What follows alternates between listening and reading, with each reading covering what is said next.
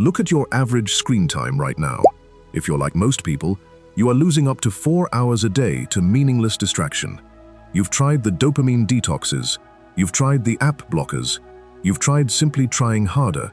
But what if the reason you still can't lock into deep focus isn't a lack of willpower, but a hidden neurological blind spot? Sometime in the 170s AD, a man responsible for tens of millions of lives sat alone in a military tent on Rome's northern frontier. Plague was tearing through his own legions. War pressed in on multiple fronts. And by candlelight, with no audience and no intention of ever publishing a single word, he wrote down a rule, not a command for his soldiers, not a prayer to the gods, a rule for himself, for the one resource he needed more urgently than gold, or soldiers, or time, his own attention. Here's the question that should bother you a little. If the most powerful man alive needed a hidden rule just to think clearly, what does that say about your odds? Sitting there right now with 6 tabs open, 3 unread group chats, and a mind that hasn't finished a single uninterrupted thought in weeks. Marcus Aurelius found something, not a productivity hack, not a mindset quote you screenshot and forget by Thursday, a mechanism, a specific, repeatable operation of the mind that modern neuroscience is only now starting to explain. And almost everyone who has ever read his private journal, Meditations, has walked straight past it without realizing what they were looking at. By the end of this video, you won't. Let's talk about what it's actually costing you first. The average attention span on a screen now breaks roughly every minute, not because you're weak, but because your focus is being farmed, deliberately, by systems engineered to fracture it for profit. Every notification is a tiny withdrawal, and it compounds. The book that never makes it past chapter 3. The business idea still sitting untouched in your notes app 2 years later.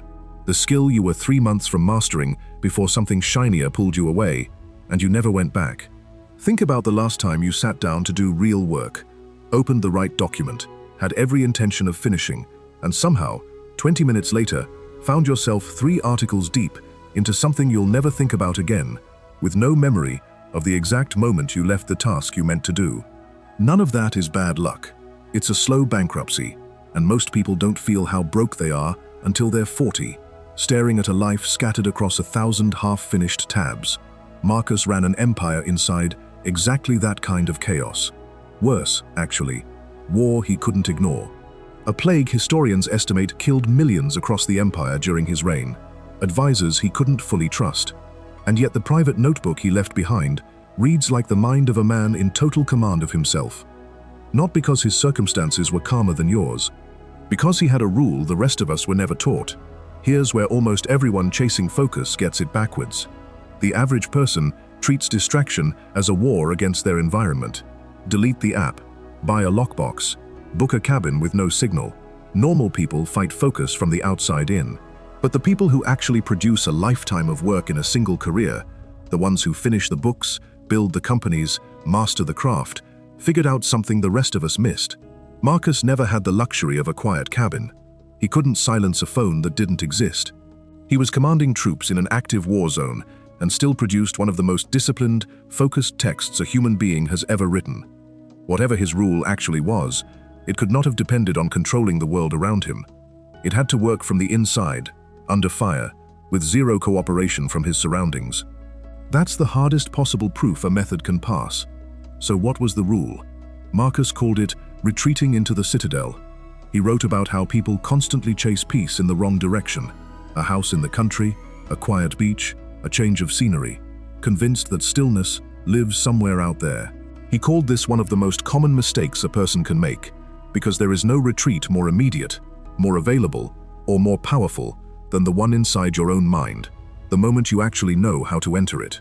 In practice, that meant treating his own ruling faculty, the seat of judgment sitting at the center of his mind, like a fortress with exactly one gate. Nothing gets inside unless he allows it. Not the plague outside the tent, not the war, not the betrayal. The event happens out there, in the world. The disturbance only happens if the gate swings open and lets it in. That's the first piece. But knowing you have a gate and actually being able to slam it shut under real pressure are 2 completely different skills, and Marcus was strangely, almost obsessively specific about how he trained the second one. However, before we get to that training, let go of an assumption you're probably making right now, that this is a discipline video, that the answer is try harder, want it more, grit your teeth, and force yourself to focus. It isn't. Marcus never once described focus as a fight against himself. He described it as architecture, something you build correctly once, so you stop needing willpower at all. And the way he built it starts somewhere almost nobody expects. It starts before sunrise, in bed, arguing with himself. Every single morning, before doing anything else, Marcus rehearsed the day that was about to happen, specifically, the friction in it. The difficult colleague, the delay, the thing that wouldn't go his way. He walked through it in his mind before it walked into his life, not to feel dread, but so that when the difficulty actually arrived, it wasn't news, it was expected. And an expected disturbance has almost no power to breach the gate, because surprise is most of what distraction actually runs on. That's the second piece of the mechanism, and if you're already mentally rewriting your own tomorrow morning while listening to this, that instinct is worth trusting. It's usually the moment a video like this stops being background noise and turns into something you actually use, which is exactly why it's worth hitting subscribe now, quietly, before you forget. Because the third piece of this rule is the one almost nobody talks about, and it changes how you should be starting every task for the rest of your life. Here it is. Marcus held himself to one standard on every task, no matter how small. Give it your whole mind, as if it were the last thing you would ever do. Not multitasking, not half attention, while 3 other conversations draft themselves in the back of your head. One task, full presence, treated with something close to dignity, because he understood what an age of split screens has made us forget. The mind can only hold one gate open at a time.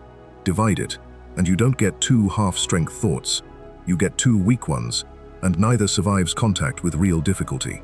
Compare that to how most of us actually work. 5 tabs open, a podcast in one ear, replying to a message mid-sentence of writing another one, convinced this is efficiency. Marcus would have called it something closer to self-sabotage, dressed up as productivity. Put the 3 pieces together, and the hidden rule finally comes into focus. Guard the gate of your mind, so outside events don't get to choose your reaction for you. Rehearse friction in advance, so it can never ambush you. And give whatever is in front of you the full, undivided weight of your attention, as if it's the only thing that exists, because for that moment, it should be the only thing that exists. That's not a mindset, that's an operating system. And it's exactly why a man fighting a war and a plague at the same time still outthought most of the people who will ever have the luxury of a quiet room and a closed door. Here's what should actually unsettle you now, in a good way. You have fewer excuses than Marcus Aurelius did. No war on your doorstep, no empire depending on your next decision. Just a gate you've never learned to guard, sitting wide open, letting in every notification, every group chat, every half-formed worry, one at a time, for years. The rule doesn't require a cabin, a lockbox, or a better app. It requires you to start closing the gate on purpose, starting with the very next task in front of you, which, if you want to prove this to yourself instead of just nodding along, is worth testing right now. Pick one thing waiting on your list. Give it 10 undivided minutes. No second screen, no gate left open. Then drop a comment with what you picked, because reading 100 other people commit to the same 10 minutes is, oddly enough, one of the fastest ways to make sure you actually follow through. Marcus Aurelius never knew his private notebook would outlive the empire he spent his life defending. He wrote it for an audience of one, to train a mind he needed to trust completely, under the worst conditions history could throw at a single human being. The rule worked in a war tent, under plague and siege. He had an empire's worth of reasons to fail at it, and didn't. It will certainly work at your kitchen table. The gate is yours. Nobody else has ever been able to guard it for you. Close it on purpose, starting now.